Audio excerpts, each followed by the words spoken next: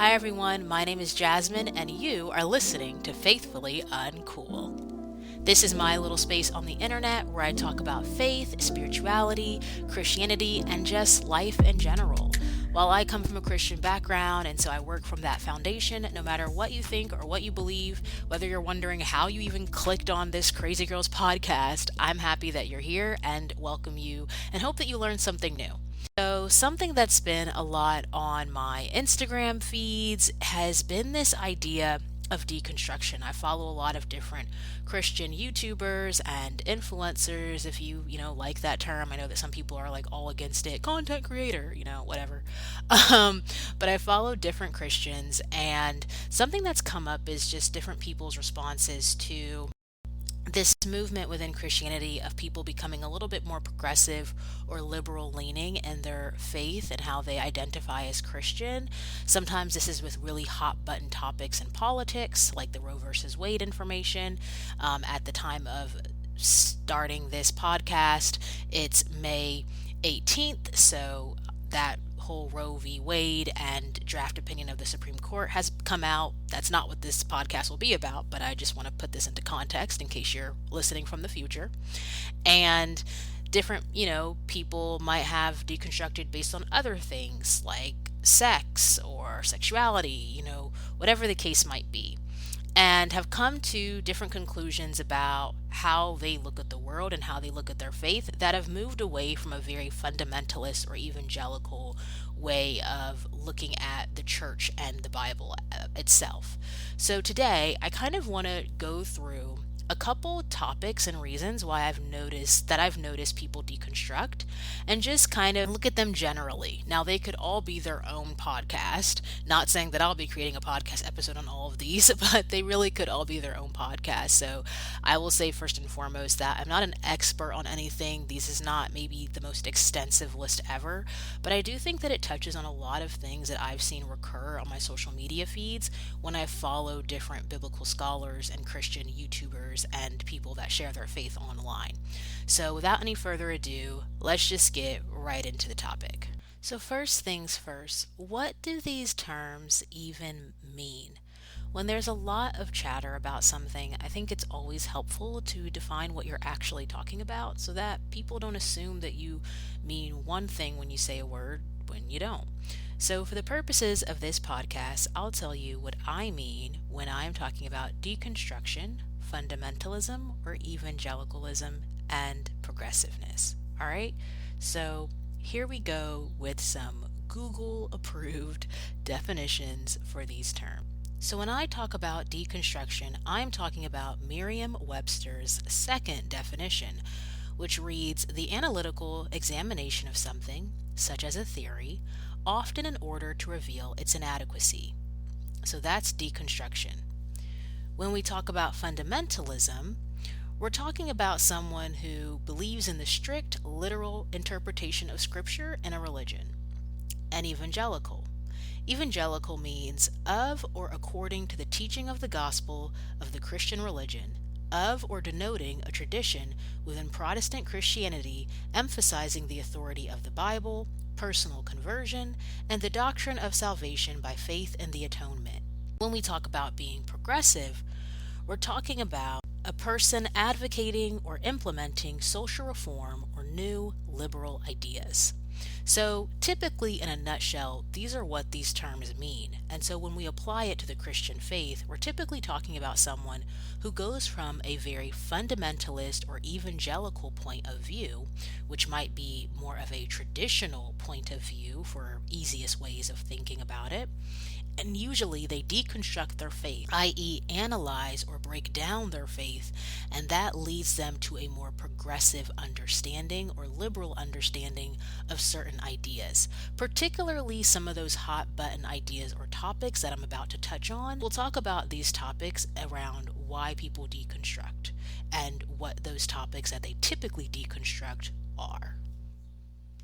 So real quick here, before we get into the first topic, it's sort of a combined topic. I do know that they are two different things, but I've put them together because they both are in regards to sex and how the church looks at sex, but also sexuality. So just an FYI, if as I'm about to get into topic one, I just thought that it would be helpful to add that yes, I know dealing with one part of this topic might not necessarily mean that you deal with the other part, but I do think that they are sort of related, which is why I put them together. All right, so just a very, very short disclaimer from my editing version of myself before I hop into the recording of topic one. So here we go.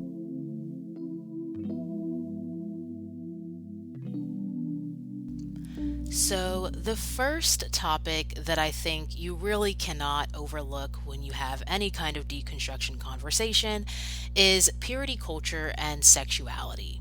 There's really no way to discuss reasons people turn away from the church or struggle with their faith without mentioning purity culture in one way, shape, or form. The idea that your identity is built into your sexuality, that your virginity must be on a pedestal, or that being LGBTQ is wrong has deeply impacted the lives of so many people, and often not in positive ways. There are some people that go through purity culture at their churches unscathed. They quote unquote do everything right, get married young, have sex, and it all is great.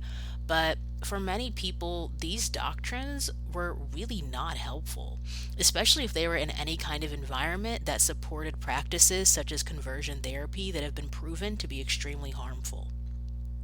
So, while sex is definitely important, for a lot of people, this teaching is what I would consider shame down.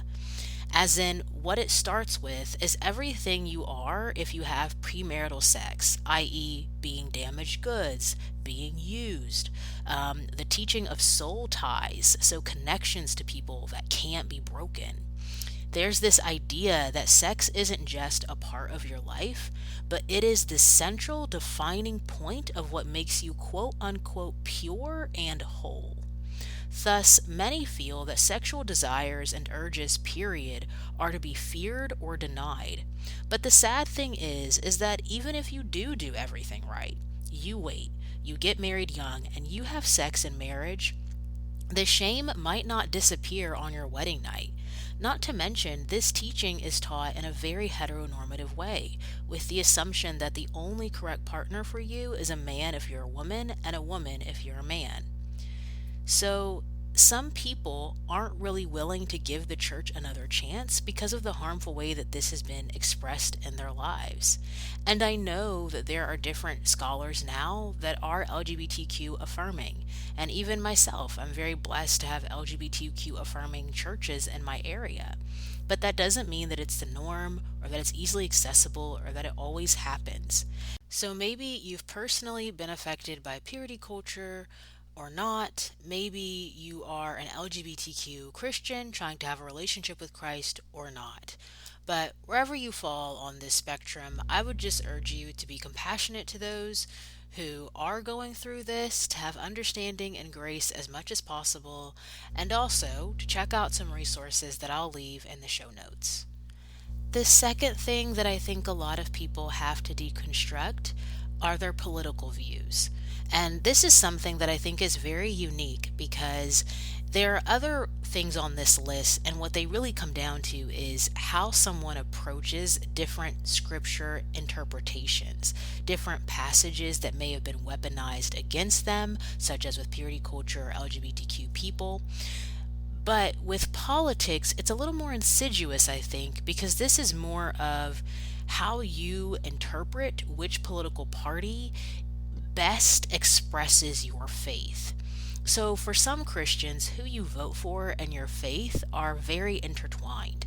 And so because of this, it is easy to vote for one party only with the understanding that there's a signified quote unquote Christian party that one must vote alongside every single election, regardless of what that party's candidate is spewing out or their views. However, there are actually Christians in both parties.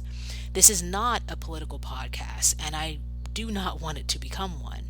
What I will say is that it's probably not a good idea to blindly follow a political affiliation, just like I wouldn't tell someone it's a good idea to blindly follow a pastor, regardless of what that political affiliation is or who that pastor is. Your faith can absolutely inform your political views, but being Christian isn't the sole mission of the Democrat Party or the Republican Party, in my opinion. And so I just want to rest with that it might be a little bit short sighted and misguided to expect there to be a political party that perfectly aligns with what you want in Christianity. I just don't know if I feel comfortable saying that there's any party in America in politics right now that does that. And we also have a separation between church and state, which I support. So that's kind of the foundation that I look at this as, but maybe you think differently. But I have noticed that different Christians on social media and my timeline often mention politics as something that they grew up thinking you always have to vote this way. And as they grew up, they changed their mind and had to really rethink that idea. The next reason I will give is actually really close to my heart, and that's because when I was a young kid around 14, this is probably the thing that kind of set off my own deconstruction journey. So, really didn't have social media around at the time, but definitely was triggered to rethink my faith and my faith beliefs. And while certain things on this list may have come up a little bit later for me, this was probably my number one reason. And it's a little bit hard to describe, but I will call it biblical culture shock syndrome. So, this is when someone reads the Bible, they think they know it, and suddenly are confronted with something in Deuteronomy, or Numbers, or Leviticus, or Exodus, or one of those books that the pastor doesn't spend a lot of time in, And you read something in there and you freak out. Maybe you're struggling with topics of slavery in the Bible, or violence against women, or gender roles. These are all heavy topics with great deals of scholarship. Literally, there are some biblical scholars that their whole job and what they teach and what they lecture on are these topics in particular, or other big questions or topics in the Bible. And I'm a nerd. I love this stuff.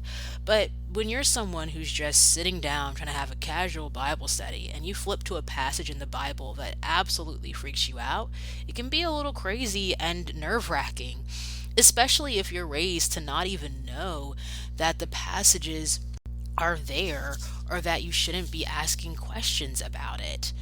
Also, it could be even worse. Maybe you were taught an interpretation that severely marginalizes someone else.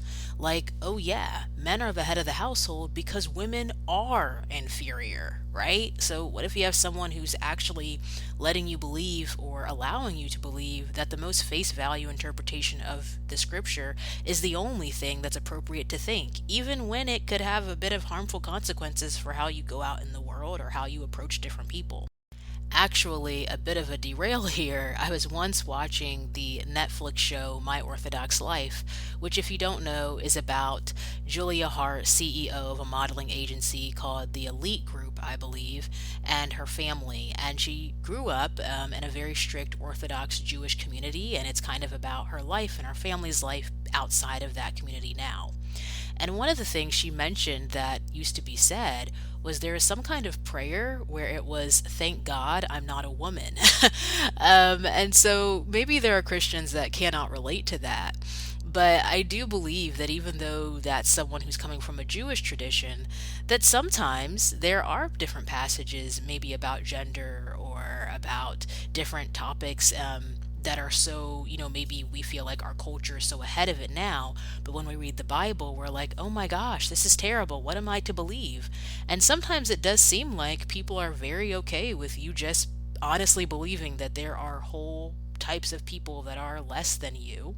Unfortunately, the church hasn't always been on the right side of history. There were churches that wanted segregation or that were racist at the time when that was happening in the US. So we have to be careful with this idea that to be Christian is to be default compassionate and caring for the marginalized. It should certainly be that way, but you can always make an interpretation or make a reading of scripture much more poisonous than it needs to be towards people that you want to have some kind of control or power over. That's not new. Religion can be a tool, and sometimes it can be a dangerous one. And I think it's perfectly okay as a Christian to say that that can happen. Not that it should happen, not that it always does happen, but that it's a possibility. Another thing I would say here is that Many people question the Bible because they care about it, not because they hate it. After all, when is the last time you thought hard about something that just didn't matter to you? The problem is that oftentimes the understanding of trust God and don't ask questions get married to one another in this weird, this is what it means to have strong faith sandwich. Suddenly, you have people growing up with the assumption that to have a strong faith is to not critically think or debate scripture. In turn, you have people who decide the Bible isn't for them, and a God that can't be questioned is ultimately a God that just shouldn't be worshipped. If someone in your life is struggling with a fundamentalist view of Scripture, don't assume that they're not a real Christian, that they're lukewarm, or my all time most hated phrase, cherry picking. Side note, we all cherry pick the Bible in some way. It's not a bad word, although I do hate the phrase because I think it's so demeaning. Deconstruction can actually be really lonely, and it's a path easier walked with less judgment, even from people who disagree. So, whether you agree with someone or don't agree with how they're approaching something, it doesn't mean that you can't maybe hold their hand or be as understanding as possible with them. And it probably means that you can refrain from making assumptions harmfully about why they are having an issue. The last thing I will mention is one that I think comes up maybe a little bit less, but always seems to kind of be overarching all of these other things. Why do these other things matter? Why is it so important that you get Christianity right? As a die-hard perfectionist, an Enneagram 6, I have a really, really hard time with instability and uncertainty. And I'm not just saying that to be funny. I'm a perfectionist, I'm an Enneagram 6, and I actually have obsessive compulsive disorder. As in, I've been diagnosed with it, not like it's a joke and I'm just trying to be funny. That's something for another podcast. But what I will say is, I am hardwired to be deeply, deeply uncomfortable with uncertainty and not getting things right. And while I won't say that I'm any worse off than anyone else, I'm actually think that I have a lot of privilege and a lot of goodness in my life. That is something that I struggle with always. I can be frozen by feeling like I don't have all the answers or I'm not doing the right thing. And I think sometimes if you are already wired to be this way as a human being, and then you throw religion into the pan, it's like gasoline for fire, okay? It turns that gear in you up to 100. And so this reason that I'm about to point out is what I think can do that. And that is that people have had to really deconstruct the way that they approach hell. Sometimes, when people can't give you enough adequate reasons to love God, when they don't appreciate your line of questioning, when they think that you're being led astray, or you're getting lukewarm, or you're cherry picking, or you don't fear God enough, people sometimes bring it back to this kind of like idea that if you're wrong and you stop believing, you're going to be punished. You are going to spend forever and ever and ever in eternal damnation and hellfire. And that's your only option. So you better get it right. You better fake it till you make it, because this ends in absolute torture for you if you don't. So the teaching of hell, a place of eternal damnation, is actually contested in biblical scholarship. And again, I'm not a scholar nor an expert, so I won't pretend.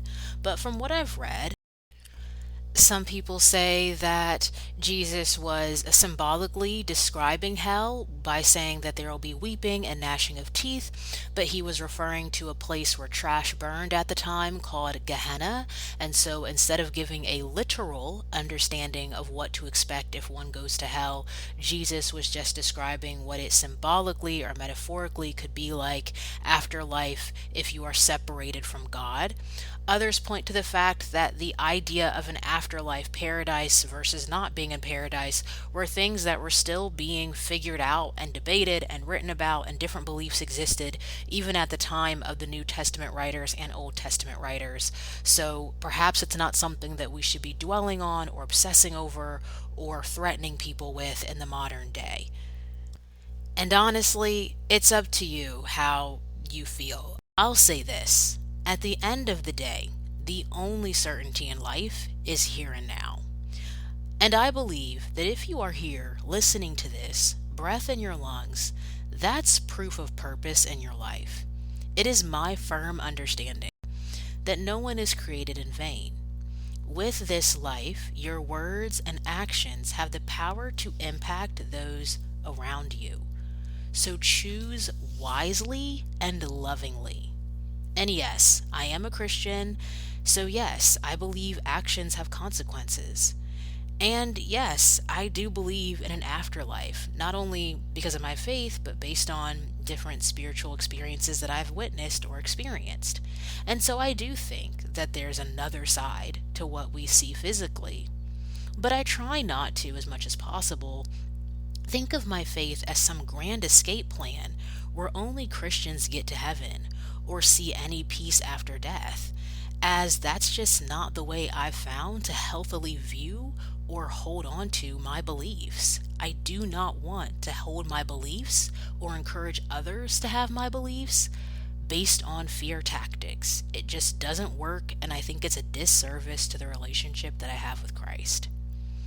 So for some, a crippling fear of hell has affected them and been a large part of what they have to deconstruct in their faith journey, because this was used to keep them quote unquote strong, not really in their faith, but in religious doctrine. So there you have it. These are the top 4 reasons I've noticed why someone may deconstruct.